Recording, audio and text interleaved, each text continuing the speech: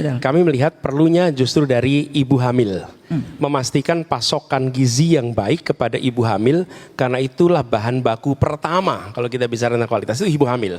Nah hari ini kalau kita lihat, kalau ada wali kota, bupati, gubernur memperhatikan ibu hamil, itu bukan karena direction dari national government, tapi karena yang bersangkutan peduli pada ibu hamil. Ini yang harus diubah. Hari ini saya pernah merasakan nih jadi gubernur wali dan teman-teman wali kota, kita tidak memiliki national direction on welfare. Coba dicek, gak ada. Berapa angka kematian ibu melahirkan yang tolerable? Nggak ada.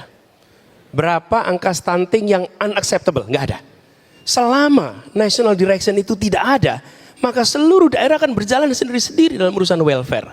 Jadi kami melihat saat ini mulainya dari usia kehamilan ibu. Bu Vivi ini pernah presentasi berapa 8 tahun, 9 tahun yang lalu membedakan siapa lahir di mana, ujungnya kemana. Ya, itu kita menyaksikan bila itu tidak dibereskan, it's an issue.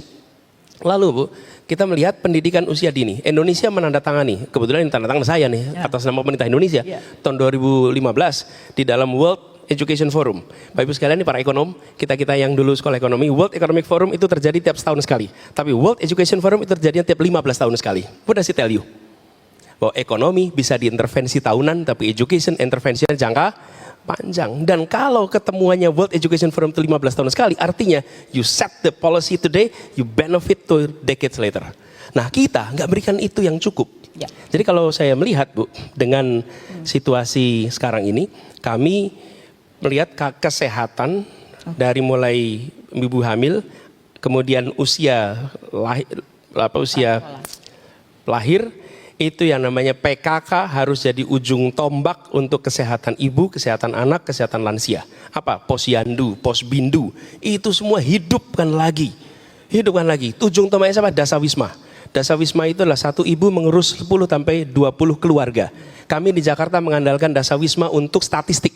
Dan mereka lebih tahu kondisi rakyat di situ daripada petugas BPS yang kita miliki, daripada petugas dinas pendudukan yang miliki. Karena mereka tahu persis apa yang sesungguhnya ada di sana.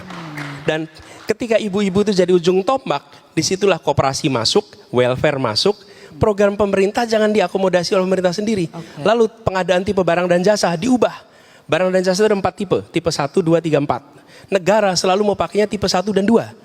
Tipe 3, 4 nggak mau dipakai. Kenapa tipe 3, 4 nggak mau pakai? Karena repot laporannya, enggan. Yang tidak mau bukan rakyat, tidak mau birokrasi. Birokrasi cenderungnya tipe 1 dan 2. Begitu diberikan ruang pada tipe 3 dan 4, dananya diberikan langsung ke masyarakat melola, kualitas lebih baik. Contoh, memberikan makanan sehat untuk keluarga, untuk anak-anak sekolah. Kalau tipe 1, berikan kepada dinas pendidikan pengadaan barang, bagikan makanan sehat. Tipe 2, bikin tender, nanti perusahaan-perusahaan masukin. Tipe 3, uangnya diserahkan pada persatuan orang tua murid. Itu tipe 3. Begitu diserahkan orang tua murid yang masak, apa yang terjadi? Tidak ada orang tua murid yang mengkorup ongkos makan untuk anaknya. Yang terjadi ditambahin makanannya, dibuat lebih sehat. Jadi strateginya itu, satu fokusnya dari awal, yang kedua community activism, movement itu dihidupkan. Yang ketiga, lakukan penyesuaian soal pengadaan barang dan jasa. Dengan begitu maka komprehensif. Lalu buat ukurannya untuk tiap daerah. Tiap daerah beda-beda, nggak boleh kita simetrik. Semua daerah sama, tidak. Jakarta beda, Bogor beda, Banten beda.